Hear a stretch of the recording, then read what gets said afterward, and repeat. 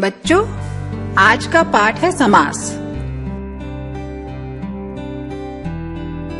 समास की परिभाषा इस प्रकार है: दो या दो से अधिक परस्पर संबंध रखने वाले शब्दों को मिलाकर जब एक नए सार्थक शब्द का निर्माण किया जाता है तो उन शब्दों के मेल को समास कहते हैं।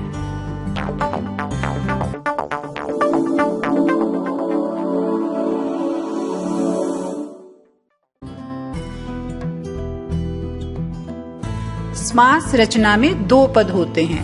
पहला पद पूर्व पद कहलाता है और दूसरा पद उत्तर पद। जैसे समस्त पद देखेंगे, शब्द है कमल नयन। इसमें पूर्व पद है कमल और उत्तर पद है नयन। जब समास विग्रह करेंगे तो उसका अर्थ होगा कमल जैसे नयन। आगे देखिए त्रिलोक। इसमें पूर्व पद है त्रि और उत्तर पद है लोक। समास विग्रह में इसका अर्थ है तीनों लोक का समूह। आगे देखिए यथा विधि। पूर्व पद है यथा और उत्तर पद है विधि।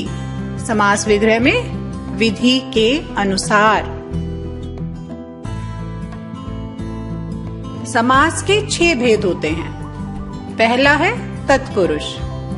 जिस समास का पूर्व पद गौण अर्थात गुप्त हो और उत्तर पद प्रधान हो उसे तत्पुरुष समास कहते हैं। जैसे रोग मुक्त, रोगों से मुक्त।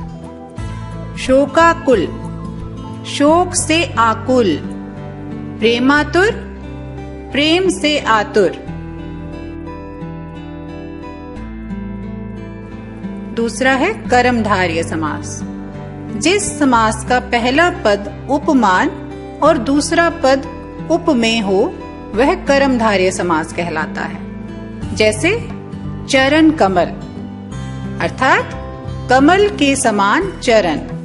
इसमें पहला पद उपमान है और दूसरा उपमेय।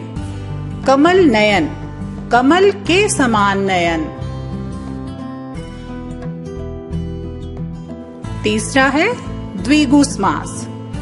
जिस समास का पहला पद समूह विशेष का बोध हो उसे द्विगु समास कहते हैं। जैसे चारपाई।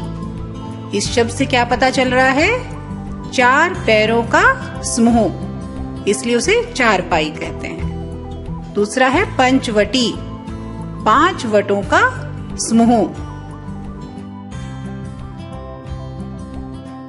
चौथा है अव्ययी भाव समास।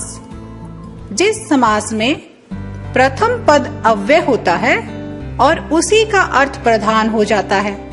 जैसे रातों रात अर्थात रात ही रात। यथा संभव अर्थात जैसा संभव हो। पांचवा है द्वंद्व समास। जिस समास में दोनों पद प्रधान हो और विग्रह करने पर दोनों के बीच में योजक चिन्ह का प्रयोग हो उसे द्वंद्व समास कहते हैं। जैसे नर नारी। इसमें देखिए योजक चिन्ह का प्रयोग हुआ है अर्थात नर और नारी। माँ बाप अर्थात माँ और बाप। दाल चावल अर्थात दाल और चावल। छठा है बहुविरह समास। जिस समास में दोनों खंड प्रधान न हों और समस्त पद अपने पदों से हटकर किसी अन्य संज्ञा का बोध कराता है उसे बहुव्रीहि समास कहते हैं। जैसे विषधर अर्थात विष को धारण करने वाला। पर यह शब्द किसके लिए लगा जाता है? शंकर भगवान के लिए। दूसरा है तिरंगा अर्थात 3 रंगों वाला। ये शब्द किस तरह से प्रयोग किया जाता है? भारत के राष्ट्र ध्वज के लिए। बच्चों, आज हमने समास और इसके भेद जाने। अगले पाठ में हम संधि के बारे में जानेंगे। Thank you.